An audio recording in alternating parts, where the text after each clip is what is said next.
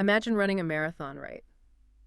You hit mile 25. No, the absolute hardest part. Exactly. Your legs are just screaming. You are completely depleted from the elements, but you see that finish line. It's right there on the You're horizon. practically tasting the water at the end. Right, and you expect that last stretch to just be this glorious victory lap. But, well, what happens when you trip on the very last hurdle? Oh, man. And not just trip, but you totally disqualify yourself right in front of the cheering crowd. Yeah, that is a gut punch. It really is. And today, we're looking at a devastating historical moment where exactly that happens. Welcome to the deep dive. And, before we really unpack this fascinating chapter, I want to warmly welcome you, the listener. Glad to have you with us. And I just want to offer a heartfelt, divine blessing for your day and for the entire week ahead. May you find wisdom, peace, and clarity in whatever challenges you are facing right now.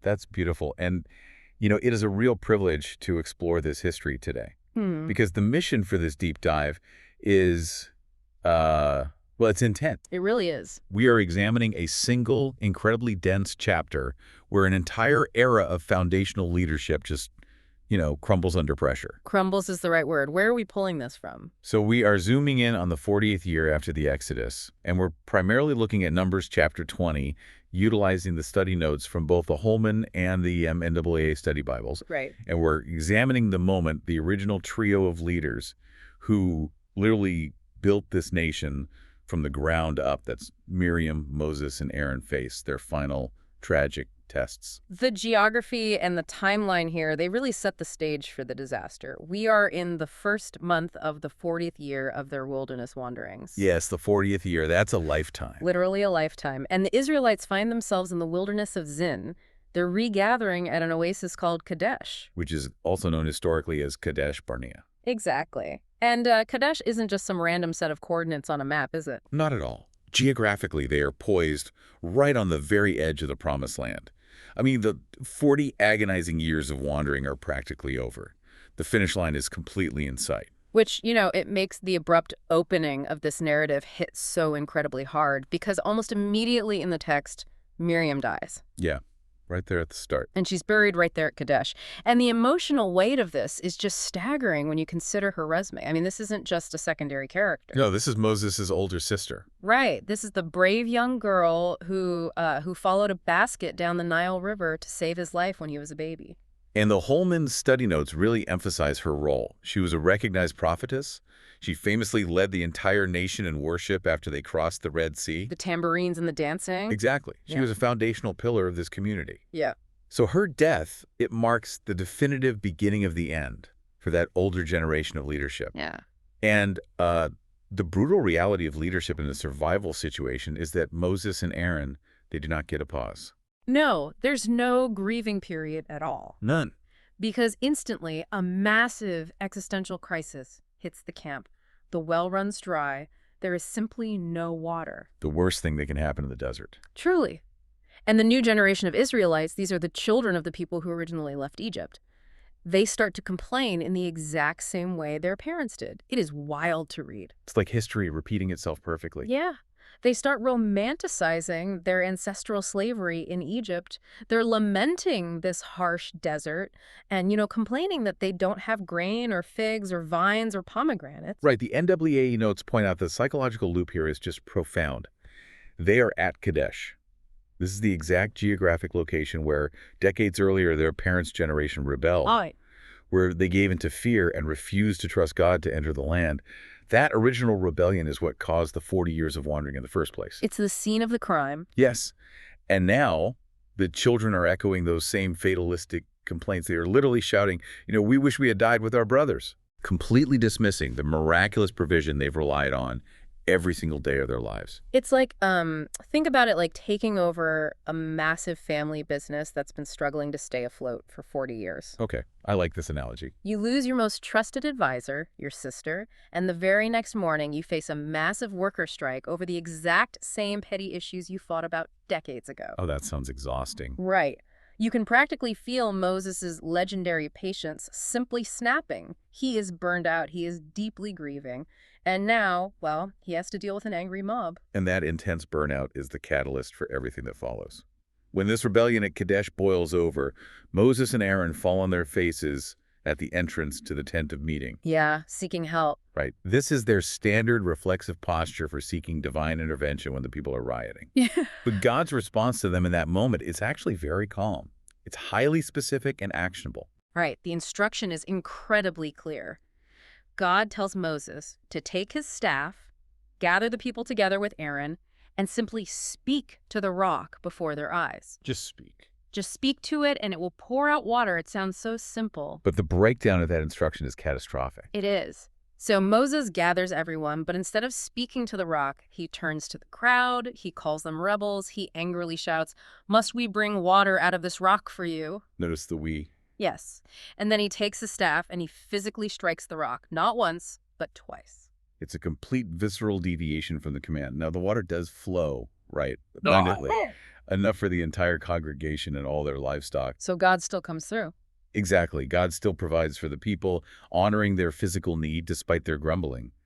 But the spiritual damage to Moses and Aaron's leadership, it's permanent. It makes me think of a seasoned pilot who ignores air traffic control because he's flown a specific route 1,000 times. Right, relying on habit. He defaults to muscle memory instead of following the new instructions because, 40 years earlier at a different location, God actually did tell Moses to strike a rock to get water. In Exodus, yes. But here, the command was explicitly to speak.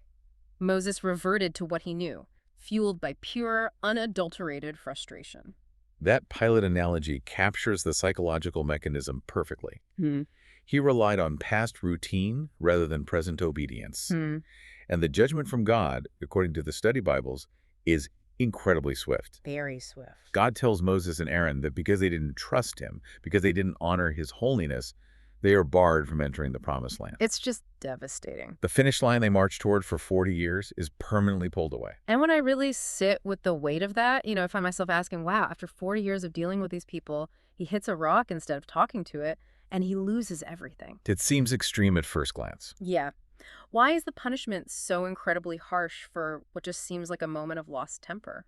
Because, as the Endley and Holman notes explain, it was a profound public failure of holiness in front of the entire nation. By saying, "Must we bring water?" Moses usurped the miracle. He took personal credit for divine action, subtly elevating himself and Aaron to the level of God. He made it about his own power. Exactly. Furthermore, by acting out of unchecked, furious anger striking the rock twice while berating the people, he completely misrepresented God's character. Because God wasn't angry in this instance. Right. The people were thirsty. God's intention was to graciously provide for them. Moses acted as if God was furious and contemptuous of them. Moses was the single lens through which the Israelites saw God. That's a heavy burden. When the lens is distorted by human rage, the people's understanding of God is corrupted. As the supreme mediator between God and Israel, misrepresenting God's grace to that extreme degree is a fundamentally disqualifying act. The irony here is just, well, it's sickening. They literally end up renaming this oasis Meribah, which translates to quarreling. Yeah, Meribah. The very leaders who suffered and wandered for 40 years because of the people's rebellion at this exact location, they are now exiled for their own moment of rebellion. It is a tragic symmetry. And those actions at Meribah don't just have spiritual consequences. They instantly force a massive geopolitical pivot. Right, because they can't stay there. Exactly. Right. The Israelites cannot stay at Kadesh. They need to keep moving toward the Promised Land. But their direct path is geographically and politically blocked by the nation of Edom. So Moses has to shift instantly from, spiritual leader to diplomat. He sends messengers to the king of Edom to ask for safe passage. And the language he uses is so deliberate, he calls Israel Edom's brother. He is appealing to ancient ties of kinship to negotiate. Both study Bibles highlight this. Israel is descended from Jacob. Edom is descended from Jacob's twin brother Esau. So this is literally family. This is family. And he practically begs them. He promises the Israelites won't trample the fields or the vineyards. He explicitly states they will stay strictly on the King's Highway. A very famous route. Yeah, the Estrada Real. It was this massive, famous, ancient trade route running from Damascus down to Arabia and Egypt. It was essentially the interstate highway of the ancient world. And famous for transporting highly valuable goods, right? Exactly, like spices, perfumes, precious stones, and copper. So Moses is basically saying, We'll stay on the interstate, we won't take the local roads, and we will even pay for any water our people or livestock drink. He is adhering perfectly to standard ancient Near Eastern diplomatic protocols. Offering a tribute or a toll for passage was the expected way to handle the movement of large populations. But I have to push back on Israel's strategy here, though. Okay, why? Well, if Israel has this divine backing, and we know they've fought battles before and won, why are they being so incredibly polite to Edom? That's a fair question. Especially when Edom shows up with a heavily armed force and just flat out refuses them. Why doesn't Israel just, push through the blockade? You have to look at the geopolitical reality of the time. Edom wasn't just a ragtag group of nomads anymore. They were actively transitioning into a highly settled, fortified state. Right. They were entering the Iron Age. They had the military infrastructure, the terrain advantage in the mountains, and a standing army to defend their borders. Pushing through would have been an absolute bloodbath. I mean, 1 million people moving through your territory is essentially a locust swarm, no matter how politely they promise to behave. Exactly. So Edom's refusal isn't just spite, it's national security. And beyond the military reality, the Holman notes are clear that God had explicitly commanded Israel not to provoke their brother Esau. Ah, so it was a divine order, too. They were not permitted to take even a footprint of Edom's land, because God had given that specific territory to Esau's descendants. So Moses' hands are completely tied. He has an Iron Age army in front of him, and a divine command not to fight them. Which forces a terrible choice. Yeah. Edom's harsh refusal, backed by that strong army, forces Israel to make a massive, deeply frustrating detour. They have to turn south, winding their way all the way down toward the Gulf of Aqaba, traversing brutal terrain just to go around Edomite territory. A massive U-turn in the desert when you are already exhausted. That sounds miserable. And the long-term impact of this is staggering. This single diplomatic failure, Edom, refusing water and passage to their brother in the desert, sparked centuries of bitter, violent resentment. Whoa. It planted a seed of hostility between Israel and Edom that lasted for hundreds of years. A generational grudge, all starting from a blocked road in the desert. Yep. So because Edom shuts the highway down, Israel is forced into this grueling detour south. And it's on this detour at Mount Hor, right on the Edomite border, that the bill for Moses and Aaron's rebellion at the rock finally comes due. Yes.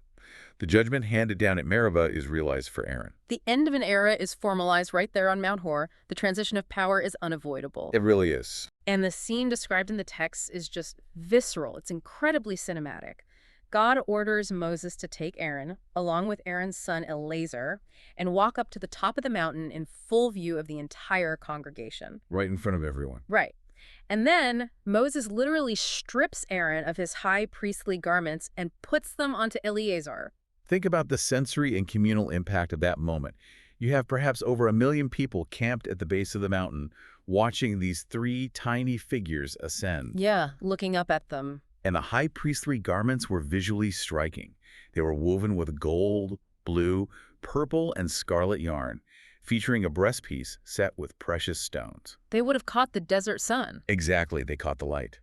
To see those specific heavy garments physically removed from Aaron and placed on his son, the visual weight of it was undeniable to the people watching from below. It's such a public, procedural end to a life. There's no private mourning yet. It's a literal physical passing of the mantle while the man is still standing there.